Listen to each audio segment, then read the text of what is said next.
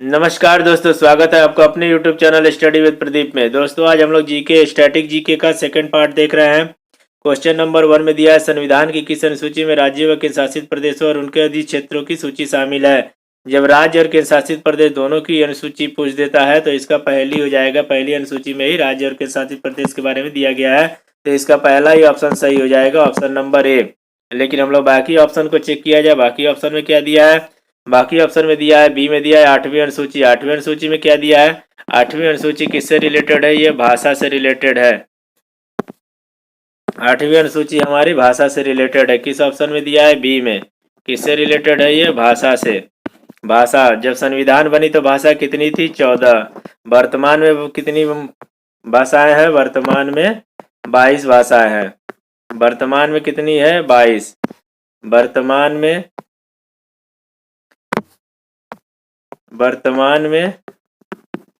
22 भाषा है।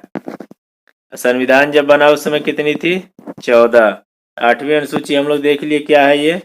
आठवीं अनुसूची हो गया, भाषा के बारे में है। और सी ऑप्शन में दिया है 12वीं अनुसूची। 12वीं अनुसूची को भी देख लिया जाए, क्या है ये। 12वीं अनुसूची में नगर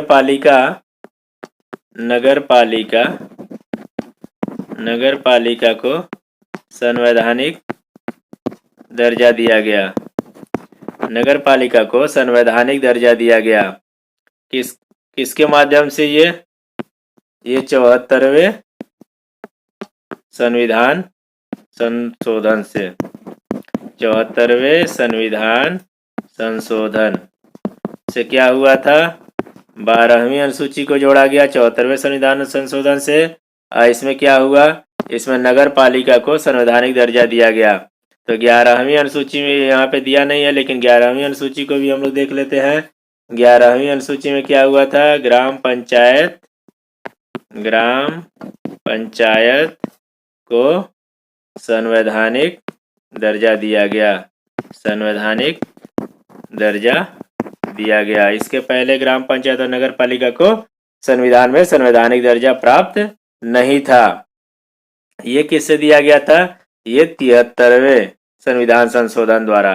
ग्राम पंचायत 11वीं अनुसूची 73वें संविधान संशोधन द्वारा, और नगर पालिका 12वीं अनुसूची 74वें संविधान संशोधन द्वारा। और 1992 में ये 12वीं अनुसूची कब आई थी? ये 74वां संविधान संशोधन। और कब? 1992 में, 1992। अब हमारा बचता है डी ऑप्शन। डी ऑप्शन में देखा जाए क्या दिया है। डी ऑप्शन में 5वीं अनुसूची दिया है। 5वीं अनुसूची को भी देख लिया जाए। 5वीं अनुसूची किससे है? ये अनुसूचित जनजाति। अनुसूचित जनजाति 5वीं अनुसूची किससे रिलेटेड है? अनुसूचित जनजाति। अनुसूचित जनजाति के प्रशासन और नियंत्रण के बारे में है। क्वेश्चन नंबर 1 हमारा कंप्लीट हो गया। क्वेश्चन नंबर 2 देखा जाए। क्वेश्चन नंबर 2 में दिया है, रेड पांडा विंटर कार्निवल कहाँ मनाया जाता है? Red panda winter carnival, red panda लाल भालू को कहते हैं। विंटर का मतलब ठंड हो गया, सर्द। ठीक, तो ऑप्शन को चेक कर लिया जाए। ऑप्शन में ए में दिया है राजस्थान। राजस्थान में रेड पांडा पाया नहीं जाता है, तो ये ऑप्शन ही गलत हो जाएगा। ए ऑप्शन गलत हो जाएगा। ए ऑप्शन हमारा गलत हो जाएगा। बी में तमिलनाडु। तमिलनाडु भी नहीं होगा। जैसे तमिलनाडु में तो विंटर आती ही नहीं है, बहुत कम है विंटर। और सी में नागालैंड है। नागालैंड भी नहीं होगा। डी में दिया है पंजाब। पंजाब भी नहीं होगा। मतलब ये चारों ऑप्शन गलत है, तो इसमें हम लोग एक ऑप्शन तमिलनाडु को छाट देते हैं। तमिलनाडु की जगह हमारा सही ऑप्शन क्या होगा? सिक्किम। यहाँ पर टाइपिंग मिस्टेक की वजह से ऑप्शन गलत हो गया है, तो एक ऑप्शन आप लोग ऐड कर लीजिएगा, सिक्किम। तमिलनाडु की जगह सिक्किम। तो रेड पांडा विंटर कार्निवल कहाँ मनाया जाता है? सिक्किम में। हमारा बी ऑप्शन सिक्किम सही हो जाएगा। बाकी ऑप्शन को हम लोग चेक कर लिया जाए। बाकी जगहों पे क्या मनाया जाता है? राजस्थान में क्या होता है? पुष्कर मेला। राजस्थान में मनाया जाता है पुष्कर मेला। नेक्स्ट क्या है? नेक्स्ट तमिलनाडु। तमिलनाडु की जगह हमने सिक्किम कर लिया है, लेकिन तमिलनाडु में भी क्या है देख लिया जाए। यहाँ पे फेस्टिवल पोंगल। और कौन सा? जलीकट्टू। जलीकट्टू में क्या होता है? सांड युद्ध। साण युद्ध, ठीक। और उसके बाद क्या दिया है, नागालैंड। इसके पहले वाले पार्ट में हम लोग नागालैंड में क्या पढ़े थे, हार्नबिल महोत्सव। हार्नबिल महोत्सव कहाँ मनाया जाता है, नागालैंड में। डी ऑप्शन में क्या दिया है, पंजाब। पंजाब में क्या मनाया जाता है, वैशाखी। और वैसाखी और लोहड़ी। क्वेश्चन नंबर 3 में क्या दिया है, क्वेश्चन नंबर 2 कंप्लीट हो गया। इसके बाद क्वेश्चन नंबर 3 में दिया है, भारत और नेपाल दोनों देशों से होकर बहने वाली नदी मेची इनमें से किसकी सहायक नदी है। मेची, मेची किसकी सहायक नदी है, गंगा की तो है नहीं, क्योंकि गंगा की कौन कौन सी हो जाएगी, गंगा की हो जाएगी राम गंगा, यमुना सबको पता है, सरयू, कोसी, गंडक, और कौन सी नदी हो जाएगी गंगा की सहायक नदी, सोन। और कौन सी हो जाएगी गंगा की सहायक नदी, महानदी। महानदी। ये सभी नदियाँ किसकी सहायक नदियाँ हैं, गंगा की। गंगा की कौन कौन सी सहायक नदियाँ हैं, यमुना है, रामगंगा है, सरयू है, गंडक है, कोसी है, महानदी है, सोन है। तो देख लीजिए यहाँ पे गंडक खुद ही गंगा की सहायक नदी है, तो गंगा होगा नहीं, मेची गंगा में नहीं है, गंडक भी नहीं होगा। अब हम लोग देख लिया जाए गोदावरी को। गोदावरी कहाँ बहती है, ये साउथ इंडिया में बहती है। तो गोदावरी कहाँ, ये महाराष्ट्र और छत्तीसगढ़ और तेलंगाना। कहाँ से निकलती है ये गोदावरी, कहाँ से निकलती है, अधिकतर एग्जाम में आ जाता है इसका उद्गम, मतलब किस राज्य से निकलती है, तो ये महाराष्ट्र। गोदावरी निकलती है महाराष्ट्र से। उसके बाद कहाँ जाती है ये, आंध्र प्रदेश। फिर आगे कहाँ बढ़ती है ये गोदावरी, फिर आगे कहाँ बढ़ती है, छत्तीसगढ़। फिर कहाँ जाती है ये, तेलंगाना। गोदावरी फिर आगे कहाँ बढ़ती है, Telangana. Mahananda, option number D को देख लिया जाए। महानंदा की सहायक नदी कौन सी है, मेची है। महानंदा की सहायक नदी मेची है, डी ऑप्शन हमारा सही हो जाएगा। हमने गंगा देख लिया, गंडक होगा नहीं, गोदावरी के हमने रूट देख लिया, और महानंदा की सहायक नदी मेची है, हमारा सही आंसर हो जाएगा। क्वेश्चन नंबर 4 में दिया है 371 371 ए के तहत विशेष दर्जा प्रदान किया गया है। 371 के तहत विशेष दर्जा प्रदान किया गया, जैसे 370 आर्टिकल था वैसे ये 371 आर्टिकल है, यानी अनुच्छेद है। 371 जो है ये 371 ए अनुच्छेद है, इसके साथ ए लगाना अति आवश्यक है, नहीं तो इसका पूरा जो है डेफिनेशन ही चेंज हो जाएगा। 371 ए आर्टिकल के तहत विशेष दर्जा किसे प्रदान किया गया है, जम्मू कश्मीर में 370 था, सबको पता है, तो 370 हट गया। जम्मू कश्मीर तुरंत ऑप्शन ये, इसको एलिमिनेट कर देंगे। ऑप्शन को इसी तरह एलिमिनेट किया जाता है, जिसको हमें पहले पता है उसके बारे में देख लिया जाता है, उसको एलिमिनेट कर दिया जाता है। और बी में नागालैंड है, इसको हम बाद में भी देखते हैं। सी में दिया है गोवा में 371 ये है नहीं, ठीक, गोवा में नहीं है ये, गोवा भी कट हो जाएगा। अब पुडुचेरी में भी नहीं है, हमारा ऑप्शन 371 नागालैंड हो जाएगा। लेकिन 371 है क्या, इसको देखते हैं हम लोग। 371 371 ए आर्टिकल है क्या चीज़, इसको जानना समझना जरूरी है। इसमें क्या दिया है कि ये नागालैंड में लागू है, ठीक है, तो ये नागालैंड हमारा ऑप्शन सही हो जाएगा। भारतीय संसद का कोई भी कानून 371 आर्टिकल के तहत भारतीय संसद का कोई भी कानून नागालैंड के लोगों के सांस्कृतिक और धार्मिक मामलों में लागू नहीं होता है। और क्या होता है इसमें, नागा परंपरा और जो नागाओं की जमीन है, जो नागालैंड के जो वहाँ के नागरिक हैं उनके जमीन के मामलों में संसद कोई भी कानून नहीं बना सकता है। इसको एक बार हम रिटर्न में लिख दें। 371 ए में क्या होता है, नागालैंड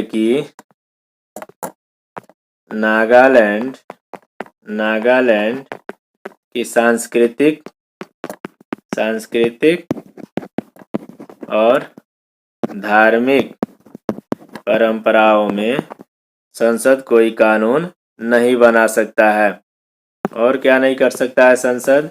नागा लोगों की जमीन, नागा लोगों की जमीन पर कोई कानून नहीं बना सकता है। कौन नहीं बना सकता है? संसद नहीं बना सकता है। संसद क्यों नहीं बना सकता है? क्योंकि नागालैंड में 371 ए आर्टिकल के तहत नागालैंड में संसद कोई उनके सांस्कृतिक, धार्मिक और जमीनों से कानून नहीं बना सकता है। 371 ये तो हम लोग देख लिया नागालैंड में है। 371 बी ये कहाँ पर है? 371 बी असम में लागू है। बाकी डिटेल्स जो है सभी आर्टिकलों का डिटेल जब हम लोग पॉलिटी की स्पेशल क्लास पढ़ेंगे उसमें देखेंगे। 371 ये नागालैंड में, 371 बी असम में। इसके बाद 371 सी भी है। 371 सी कहाँ पे लागू है? ये है मणिपुर में। अभी बस ऊपर ऊपर से थोड़ा देख लिया जाए। जब पॉलिटी की स्पेशल क्लास किया जाएगा तब पॉलिटी के क्वेश्चंस को डीपली देखा जाएगा। 371 सी कहाँ लागू है? ये मणिपुर में। 371 ए कहाँ लागू है? नागालैंड में। 371 बी कहाँ लागू है? 371 बी असम में। 371 सी मणिपुर में। अब हमारा क्या है? 371 डी। 371 डी कहाँ लागू है? ये आंध्रा, और आंध्रा के पास में क्या है? तेलंगाना। इन दोनों स्टेट में क्या लागू है? 371 डी। 371 ई कहाँ लागू है? 371 371 ई। 371 ई लागू है अपना आंध्र प्रदेश में। आंध्र प्रदेश में क्या, किस लिए? सेंट्रल यूनिवर्सिटी के लिए। आंध्र प्रदेश में जो सेंट्रल यूनिवर्सिटी है उसके लिए 371 ई कानून लागू है। 371 एफ। 371 एफ कहाँ लागू है? ये लागू है सिक्किम में। क्या चीजें हैं ये हम लोग बाद में पॉलिटी की क्लास में देखा जाएगा। तो एक बार फिर से रिवाइज कर लिया जाए। 371 ए लागू है नागालैंड में। 371 बी लागू है असम में। 371 सी लागू है मणिपुर में। 371 डी आंध्रा और तेलंगाना में है। 371 आंध्रा में सेंट्रल यूनिवर्सिटी के लिए है। 371 एफ सिक्किम के लिए है। क्वेश्चन नंबर 4 हमारा कंप्लीट हो गया। अब आगे क्वेश्चंस देखा जाए क्या है। आगे मोटिवेशन लाइन दिख रहा है। मोटिवेशन लाइन में क्या दिया है? मोटिवेशन लाइन में दिया है लगा दो आग पानी में, लगा दो आग पानी में जवानी से कहते हैं। पानी में आग लगाने को जवानी कहते हैं। इसका मतलब ये जोश से है, से रिलेटेड दिया है। ये जोश है कि आपके अंदर इतना जोश हो कि आप पानी में आग लगा दो। छीन लो सिलेक्शन कहानी इसे कहते हैं। आपको सिलेक्शन जो है छीन के लेना है। आपको सिलेक्शन कोई नहीं, इतनी बड़ी कंपटीशन है, कोई आपको सिलेक्शन देगा नहीं। सिलेक्शन आपको खुद ही छीन के लेना है। तो एक बार और हम लोग इसको देखा जाए। लगा दो आग पानी में जवानी इसे कहते हैं। छीन लो सिलेक्शन कहानी इसे कहते हैं। क्वेश्चंस का आगे हम लोग पोस्टमार्टम किया जाए। क्वेश्चंस की खोपड़ी में छेद कर दिया जाएगा। सभी ऑप्शन का पोस्टमार्टम किया जाएगा। ठीक है। क्वेश्चन नंबर 5 में क्या दिया है?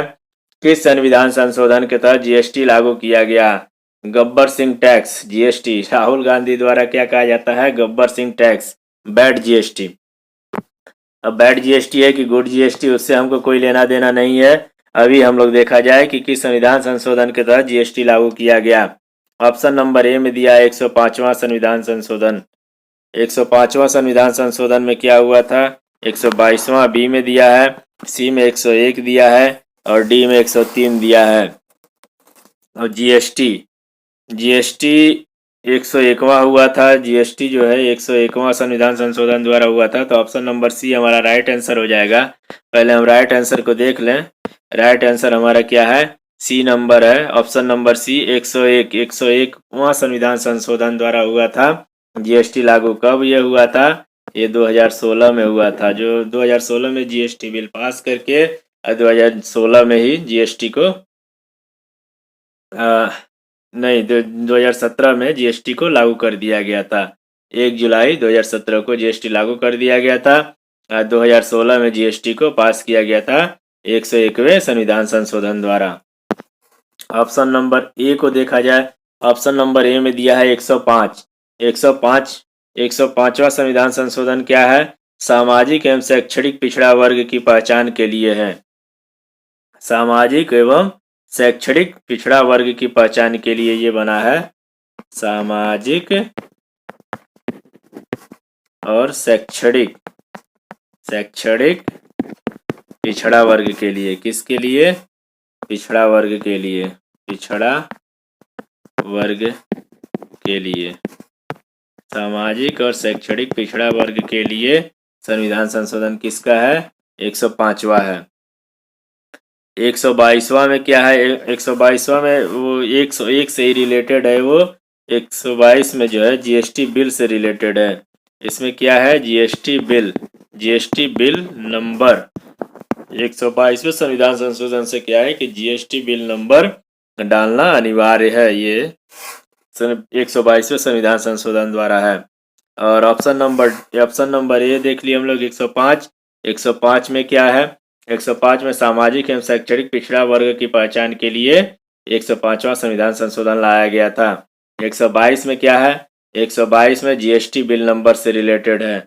ऑप्शन नंबर सी में क्या है? 101 संविधान संशोधन 101 द्वारा जीएसटी लागू किया गया था। यही हमारा सही आंसर है। ऑप्शन नंबर डी में दिया है 103 को भी देख लिया जाए। क्या है? 103 जो है ये ईडब्ल्यूएस है। EWS, economically weaker section. ये क्या है? 10% आरक्षण है। किसको है? 10% रिजर्वेशन है जनरल कैटेगरी को, जिनकी आय कम है, जो आर्थिक रूप से कमजोर हैं, सामान्य वर्ग वाले, उनको ईडब्ल्यूएस के तहत 10% आरक्षण दिया गया। यह कब आया था ईडब्ल्यूएस? ईडब्ल्यूएस कब आया था? ईडब्ल्यूएस आया था 2019 में, 2019 में।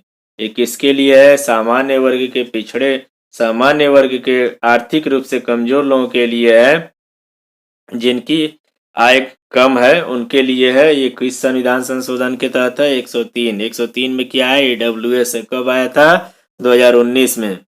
क्वेश्चन नंबर 6 को देखा जाए।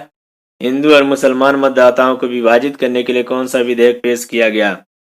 हिंदू और मुसलमान मतदाताओं को विभाजित करने के लिए कौन सा विधेयक पेश किया गया? बहुत ही अच्छा क्वेश्चन है। इसमें जितने भी ऑप्शंस है, सभी ऑप्शंस से 3 से 4 क्वेश्चंस बन जाते हैं।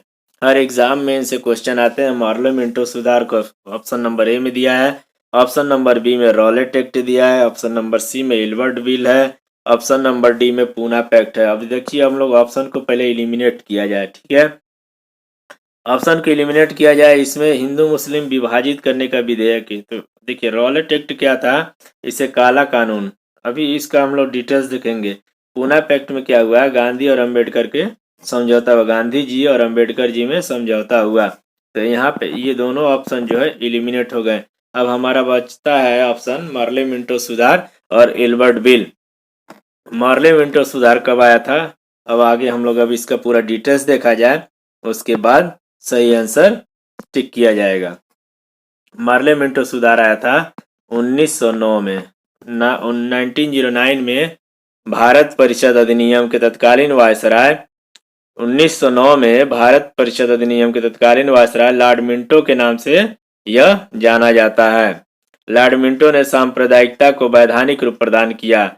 किसके द्वारा वैधानिक रूप प्रदान किया? उन्होंने ये जो प्रस्ताव लाए थे, अपना एक्ट लाए थे, उसके द्वारा।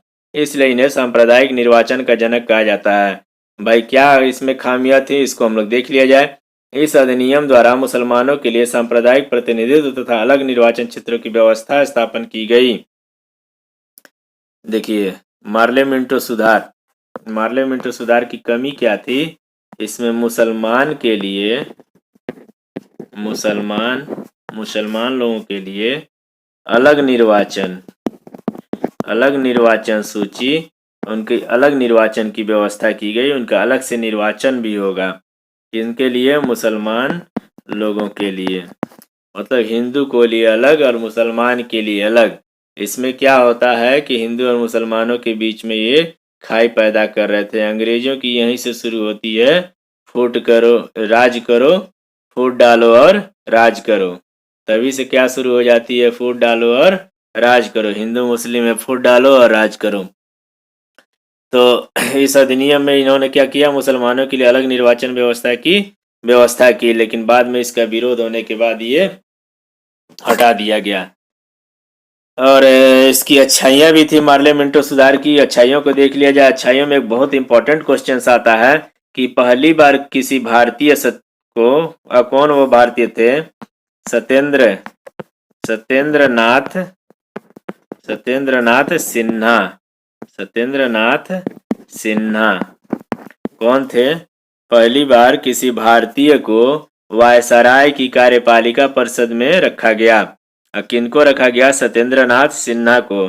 किस माध्यम से? मार्ले मिंटो सुधार। इसके पहले वायसराय की जो कार्यपालिका परिषद थी उसमें किसी भी भारतीय का स्थान नहीं दिया जाता था, उसमें केवल अंग्रेज लोग रहते थे। तो पहली बार मार्ले मिंटो सुधार के माध्यम से वायसराय की कार्यपालिका परिषद में सत्येंद्र नाथ सिन्हा को स्थान दिया गया, जो पहले भारतीय थे उसमें स्थान पाने वाले। तो मार्ले मिंटो सुधार की ये अच्छाइयाँ भी थी, क्योंकि एक भारतीय जो है उस कार्यपालिका परिषद में अपने प्रस्ताव को रखता, भारतीय लोगों की समस्याओं को सामने रखता। और इसमें मार्ले मिंटो सुधार में एक और अच्छाई थी कि इसमें बजट पे चर्चा का प्रावधान किया गया था। इसके पहले बजट पे कोई चर्चा नहीं होती थी, अंग्रेजों द्वारा जो बजट लाया जाता था। तो मार्ले मिंटो सुधार को तो यही ऑप्शन हमारा सही हो जाएगा, क्योंकि यहाँ हिंदू मुस्लिम की जब बात हुई है तो ऑप्शन नंबर ए हमारा सही हो जाएगा। लेकिन हम बाकी ऑप्शन को भी देखते हैं। जैसा कि हम लोग पहले से पढ़ते आ रहे हैं कि सभी ऑप्शंस को चेक करते हैं, उन ऑप्शन से रिलेटेड जो भी प्रश्न बनते हैं उसको एग्जाम में कैसे क्रैक किया जाए, उसको इस तरीके से पढ़ने पे वो सॉल्व हो सकता है। रॉलेट एक्ट बी ऑप्शन में दिया है। रॉलेट एक्ट कब आया था? रॉलेट एक्ट आया था 10 दिसंबर 1917 ईस्वी को। ये 1917 को नहीं आया था, लेकिन इसका हम लोग देख लिया जाए कि 10 दिसंबर 1917 ईस्वी को न्यायाधीश सर सिडनी रॉलेट की अध्यक्षता में एक समिति बनी, जिसका उद्देश्य था भारत में क्रांतिकारी आंदोलन की जांच करना। कब ये बनी थी समिति? 10 दिसंबर 1917 में, 1917 में। रॉलेट एक्ट इसका नाम क्यों पड़ा? क्योंकि इसके जो सर सिडनी रॉलेट, क्योंकि इसमें जो न्यायाधीश जो जांच कर रहे थे, जो इसके मुख्य अध्यक्ष थे, उनका नाम ही था sir Sydney Rowlatt. Sir Sydney Rowlatt, उन्हीं के नाम पे इसका नाम पड़ गया रॉलेट एक्ट। और क्या है रॉलेट एक्ट के बारे में? रॉलेट एक्ट में ये नियम था कि आप किसी को भी जेल में डाल सकते हैं शक के आधार पर। उस पर कोई अपील, कोई वकील और दलील कोई सुनने का वो प्रावधान नहीं था। आप किसी को भी संदेह के आधार पर, कोई भी बड़ा से बड़ा नेता हुआ, चाहे क्रांतिकारी नेता हुआ, और अंग्रेज उसको जेल में डाल सकते थे। तो रॉलेट एक्ट को ये कहा जाता है बिना अपील, बिना वकील और बिना दलील का कानून, और इसे काला कानून भी कहा जाता था रॉलेट एक्ट को। लेकिन रॉलेट एक्ट का आया कब था? 1917 में तो इसका जांच समिति बना था, लेकिन ये आया था 1919 में। कब आया था रॉलेट एक्ट? 1919 में। 17 मार्च 1919 में रॉलेट एक्ट आया था। तो रॉलेट एक्ट के बारे में हम लोग पूरा देख लिए हैं। रॉलेट एक्ट से बस इससे ज्यादा क्वेश्चन नहीं आता है। काला कानून है, बिना अपील, बिना वकील, बिना दलील। और ये कब आया था? रॉलेट एक्ट में क्या प्रावधान था? ठीक। ऑप्शन नंबर सी में दिया है एलवर्ड बिल। एलवर्ड बिल को देख लिया जाए। एलवर्ड बिल क्या चीज है? एलवर्ड बिल में क्या है कि 1883 में एक प्रस्तावित विवादास्पद 1883 में प्रस्तावित विवादास्पद विधेयक था। इसमें भारतीय न्यायाधीशों को यूरोपीय, इसमें जो है, एक मिनट, इसमें भारतीय न्यायाधीश थे, भारतीय न्यायाधीशों को ये अधिकार दिया गया कि यूरोपीय लोगों पर सुनवाई कर सकते हैं। एल्बर्ट बिल में भारतीय न्यायाधीशों के अधिकार दिया गया कि यूरोपीय लोग अगर कोई गुनाह करते हैं, वो गुनाहगार होते हैं, तो भारतीय न्यायाधीश भी उसकी सुनवाई कर सकते हैं। एल्बर्ट बिल के माध्यम से ये प्रस्ताव लाया गया था। इसके पहले भारतीय न्यायाधीश यूरोपीय लोगों पर कोई सुनवाई नहीं कर सकते थे। तो एल्बर्ट बिल को लाने वाले कौन थे? तत्कालीन viceroy Lord Ripon. Albert bill को कौन लाया था? एल्बर्ट बिल को लॉर्ड रिपन ने लाया था। लॉर्ड रिपन कौन थे? उस समय के तत्कालीन वायसराय थे। उस समय के वायसराय थे। कब? 1883 में। 1883 में। एल्बर्ट बिल देख लिए हम लोग। पूना पैक्ट देख लिया जाए। पूना पैक्ट में क्या हुआ था? गांधी जी और अंबेडकर जी, बाबा साहब भीमराव अंबेडकर, दोनों के बीच में पूना के जेल में एक समझौता हुआ था। इस समझौता में क्या हुआ था? ये समझौता हुआ कब था उसको हम लोग पहले देख लिया जाए। पूना पैक्ट का क्योंकि डेट पूछता है एग्जाम में, तो ये कब हुआ था? ये 26 सितंबर 1932 को हुआ था पूना में। इस समझौते में क्या हुआ था? इस समझौते में प्रांतीय विधान मंडलों में 71 से बढ़ाकर 148 सीट करने के लिए दलितों की सीट जो है 71 थी, 71 थी, उसे बढ़ाकर 148। क्या हुआ था इसमें? दलित सीट 71 से बढ़ाकर 148 के लिए अंबेडकर जी ने अपना प्रस्ताव रखा था। इस समझौते के लिए में अपना प्रस्ताव रखा था कि 71 से बढ़ाकर 148 कर दिया, जिसे गांधी जी ने मान लिया। और क्या इन्होंने प्रस्ताव रखा था कि दलितों के लिए विधान परिषदों में, विधानसभा में 18% सीट रिजर्व रखा जाए। उस समय के दौरान 18% की वृद्धि की गई। तो हम लोग एक बार पूरा शुरू से देख लिया जाए पूना पैक्ट को। तो पूना पैक्ट गांधी जी और अंबेडकर जी के बीच 26 सितंबर 1932 को एक समझौता हुआ था पुणे के जेल में। इस समझौते के तहत प्रांतीय विधान मंडलों में दलितों की सीटों की संख्या 71 से बढ़ाकर 148 कर दी गई, जिसमें 18% की वृद्धि हुई। और किसके लिए हुई थी ये? दलितों के लिए। दलितों की सीटों की संख्या 71 से बढ़ाकर 148 कर दी गई। तो हम लोग चारों ऑप्शन देख चुके हैं। अब क्वेश्चन नंबर 7 देखा जाए। उस्ताद अमजद अली खान किस वाद्य यंत्र के वादक है? वाद्य यंत्र अक्सर किसी न किसी एग्जाम में आता रहता है स्टैटिक में, तो इसको हम लोग देख लिया जाए। बांसुरी कौन कौन बजाता है? तो बांसुरी हरिप्रसाद चौरसिया है, पन्ना लाल घोष हैं। जो मुख्य रहेंगे वही हम लोग पढ़ेंगे, क्योंकि जो आते हैं, जो जिनके नाम द्वारा एग्जाम में पूछ लिया जाता है, बस वही सब हम लोग पढ़ेंगे। हरिप्रसाद चौरसिया बांसुरी में, और कौन है बांसुरी में? पन्ना लाल घोष। बांसुरी में कौन कौन है? हरिप्रसाद चौरसिया और पन्ना लाल घोष। सरोद में भैया कौन कौन है? सरोद में तो यही सर है, उस्ताद अमजद अली खान। यही हमारा बी ऑप्शन सही हो जाएगा, उस्ताद अमजद अली खान। शहनाई सी ऑप्शन में शहनाई में बहुत सी फेमस नेम है, बिस्मिल्लाह खान, उस्ताद बिस्मिल्लाह खान। तो हम लोग बिस्मिल्लाह खान कौन हो जाएंगे भाई शहनाई में? उस्ताद बिस्मिल्लाह खान। और कौन है शहनाई में? हरी सिंह। शहनाई में उस्ताद बिस्मिल्लाह खान और हरी सिंह। जो इम्पोर्टेंट नाम है बस उन्हीं को हम लोग देखेंगे।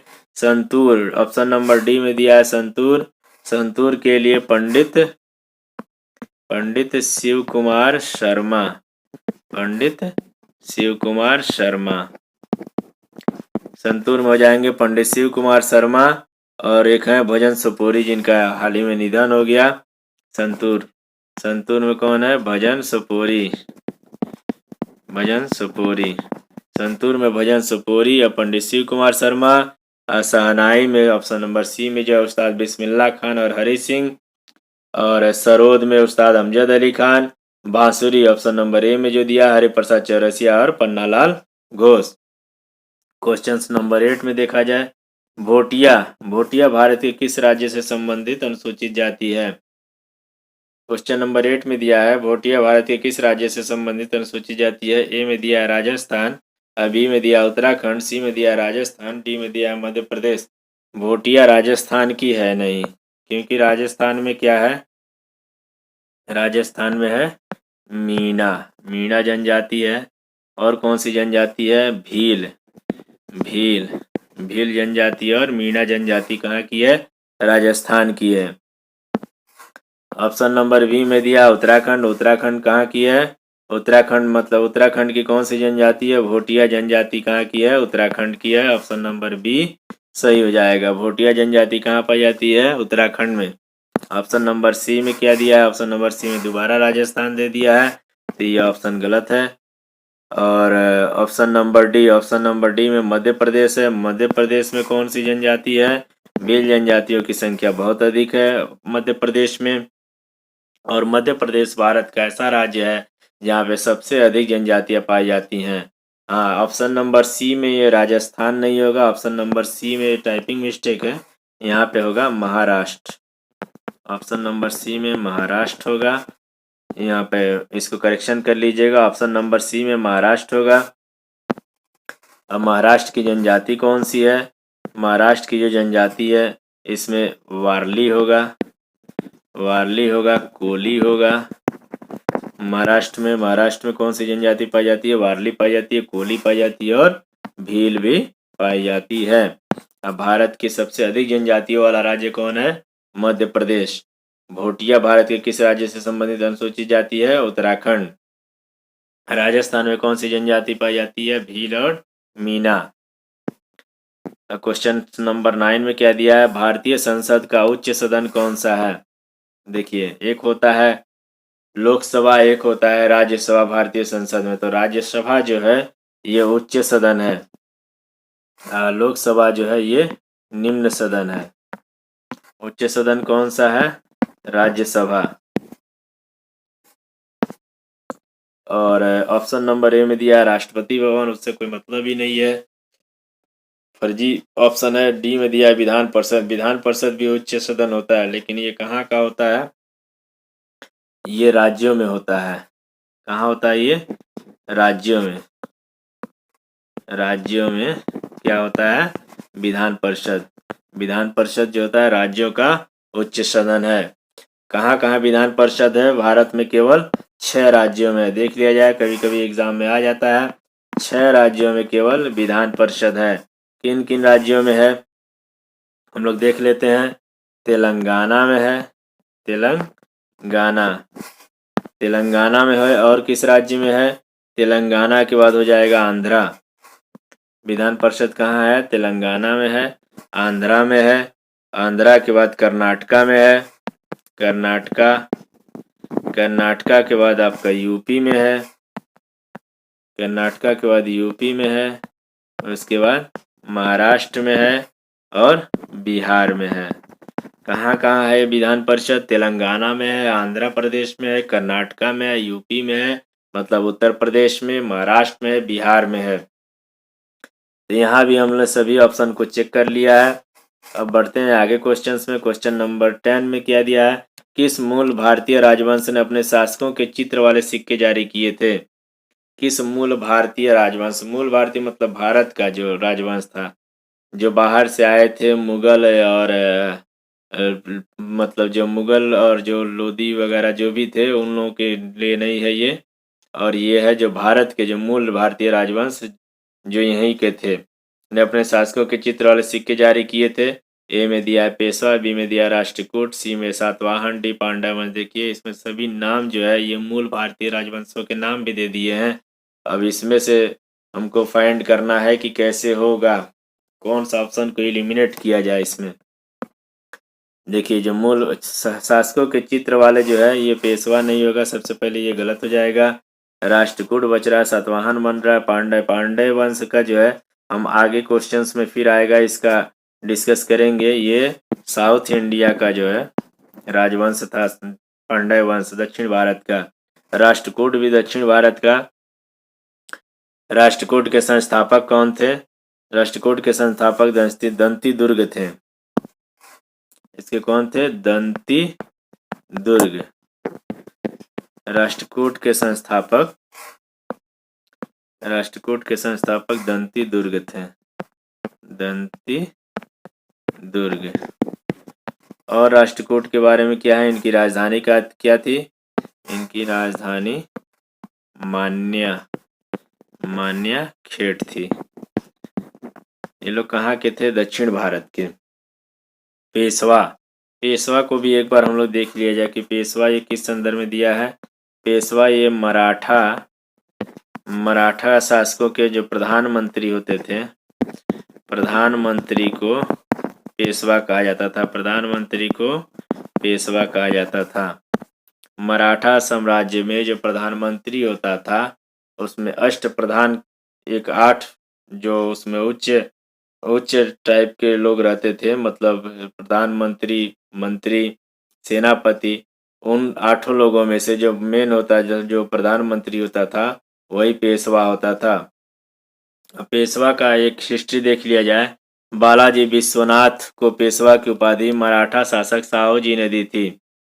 बालाजी विश्वनाथ पेशवा जो पहले थे, बालाजी विश्वनाथ, जहाँ से मराठा के बाद पेशवा लोगों का शुरू होता है, वहाँ से बालाजी विश्वनाथ, उनको किसने उपाधि दिया था? मराठा शासक थे साहू जी ने। और बालाजी विश्वनाथ को ये उपाधि मिली थी पेशवा की। और इसमें जो मुख्य आते हैं पेशवा में, जिनका ज़्यादा चर्चा में रहते हैं, बाजीराव प्रथम ने क्या किया था? इन्होंने पहली बार एक शासक थे, भारतीय शासक थे, जिन्होंने दिल्ली पर मुगलों पर आक्रमण किया था। मुगल बादशाह को दिल्ली छोड़ के उस समय भागना पड़ गया था।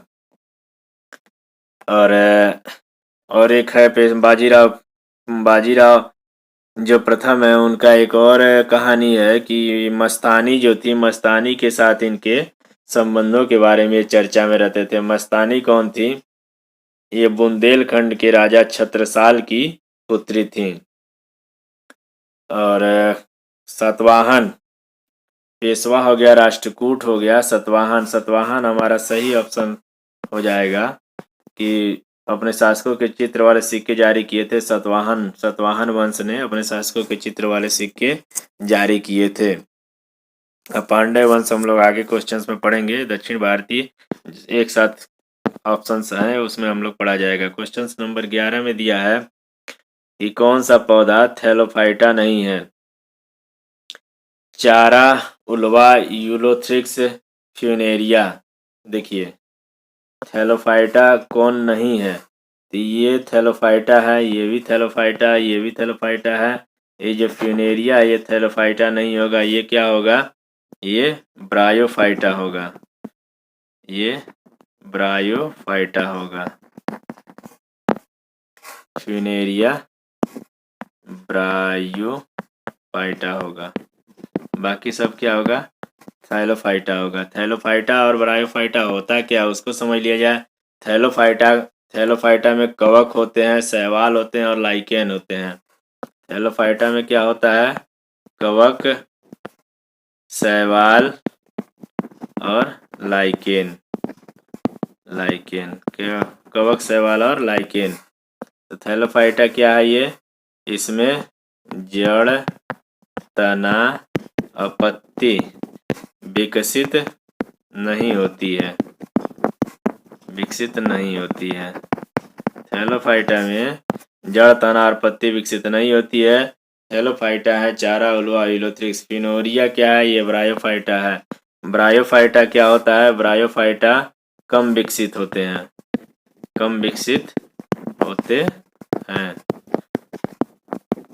ब्रायोफाइटा पूर्ण विकसित नहीं होता है, ये कम विकसित होता है।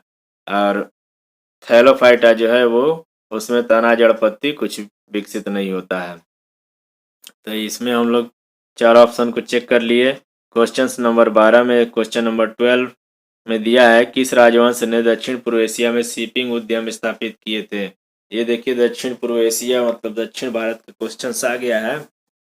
अब इसमें जितने भी दिए हैं इसमें गुप्त साम्राज्य को छोड़ के बाकी जो भी हैं ये दक्षिण भारतीय राजवंश हैं। ऑप्शन नंबर ए में चालुक्य दिया है, बी में गुप्त दिया है, सी में चेर दिया है और डी में चोल दिया है। इसमें हम लोग एक एक ऑप्शन को देखा जाएगा। चालुक्य वंश जो है इसी को क्या कहा जाता है? सोलंकी वंश कहा जाता है। ये लोग कौन थे? ये राजपूत थे। सोलंकी वंश कौन थे? राजपूत थे। चालुक्य वंश, सोलंकी वंश ये लोग राजपूत थे। इन्होंने कहाँ शासन किया था? गुजरात में। गुजरात। और इस वंश का संस्थापक कौन था? इस वंश का संस्थापक जो थे उनका नाम क्या था? इस वंश के जो संस्थापक थे उसका नाम था मूलराज प्रथम। मूलराज प्रथम ने क्या किया था? चालुक्य वंश का स्थापना किया था। और चालुक्य को ही सोलंकी वंश भी कहा जाता था। और ये लोग क्या होते थे? राजपूत। और गुजरात में ये वंश था। भीम प्रथम के काल में 1023 ईस्वी में भीम प्रथम कौन थे? चालुक्य वंश के बहुत ही चक्रवर्ती सम्राट थे। उन्हीं के काल में 1023 ईस्वी में महमूद गजनवी ने आक्रमण किया था। महमूद गजनवी जो कहा जाता है कि सोमनाथ मंदिर पर आक्रमण किए थे, तो इन्हीं के समय में किए थे। उसके बाद भीम प्रथम ने सोमनाथ मंदिर का पुनर्निर्माण किया था। और चालुक्यों के शासनकाल की मुख्य व्यवस्था क्या थी? इसको हम लोग एक बार रिटेन कर दिया जाए। कब हुआ था ये? चालुक्य वंश के समय में 1023 में महमूद गजनवी ने गुजरात पर आक्रमण किया था। उस समय वहां के राजा कौन थे? चालुक्य वंश के भीम प्रथम थे। और चालुक्य वंश में क्या हुआ था? चालुक्य वंश में महिलाओं को उच्च पद दिया गया था। चालुक्य वंश के शासनकाल में महिलाओं को उच्च पद दिया गया था। ऑप्शन नंबर बी में क्या दिया है? ऑप्शन नंबर बी में दिया है गुप्त, और सी में दिया है चेर और डी में दिया है चोल। इसमें सही आंसर जो हो जाएगा वो हमारा चोल वंश हो जाएगा। चोल जो थे उन्होंने ही नौसेना गठित की थी। और ये लोग श्रीलंका पे भी लड़ाई किए थे। श्रीलंका पे राज किए थे। और चोल वंश जो है ये शिपिंग उद्योग में बहुत अग्रणी थे। और टाइम थोड़ा ज़्यादा हो गया है, इसीलिए अब थोड़ा कम हम लोग डिस्कस करेंगे। फिर आगे देखते हैं वन लाइनर में क्या है। वो आगे मोटिवेशन दिया है, जीत कर दिखाओ उनको जो तुम्हारी हार का इंतजार कर रहे हैं। सही बात है, आप लोगों को जीत कर दिखाना है। जो आपकी हार का इंतजार कर रहे हैं वो कोई भी हो सकता है, वो आपके आस पड़ोसी भी हो सकते हैं, कोई भी हो सकता है वो। और स्टैटिक जीके में एशिया महाद्वीप, एशिया वन लाइनर में आज क्या है? वन लाइनर में आज एशिया महाद्वीप है। तो इसमें हम लोग थोड़ा फास्ट वे में देख लिया जाए क्या चीज़ है। एशिया कहाँ पर है? एशिया उत्तरी गोलार्ध में है। एशिया और यूरोप को यूराल पर्वत और यूराल नदी एक दूसरे से अलग करती है। एशिया और यूरोप को कौन अलग करता है? यूराल पर्वत। और कौन अलग करता है? यूराल नदी। एशिया और यूरोप महाद्वीप दोनों को अलग करता है यूराल पर्वत और यूराल नदी। ये जितने भी वन लाइनर है सब इम्पोर्टेंट है, इसको नोट कर लीजिएगा। एशिया और अफ्रीका एक दूसरे से किस नहर से अलग होते हैं? ये एशिया और अफ्रीका एक दूसरे से स्वेज नहर से अलग होते हैं। एशिया और अफ्रीका, वहां पे क्या था? एशिया और यूरोप यूराल पर्वत द्वारा अलग होते हैं। एशिया और अफ्रीका एक दूसरे से स्वेज नहर से अलग होते हैं। एशिया में विश्व का सबसे ऊंचा पठार क्या है? पामीर का पठार कहाँ पर है? ये तिब्बत में है। तिब्बत में है। कहाँ पे है ये? तिब्बत में। विश्व की छत भी विश्व की छत कहते हैं। विश्व की छत किसे कहते हैं? विश्व की छत पामीर के पठार को कहते हैं। विश्व की छत किसे कहते हैं? पामीर के पठार को। कहाँ पर है ये? तिब्बत में। उसके बाद क्या दिया वन लाइनर? एशिया में विश्व की सबसे गहरी झील बैकाल झील है।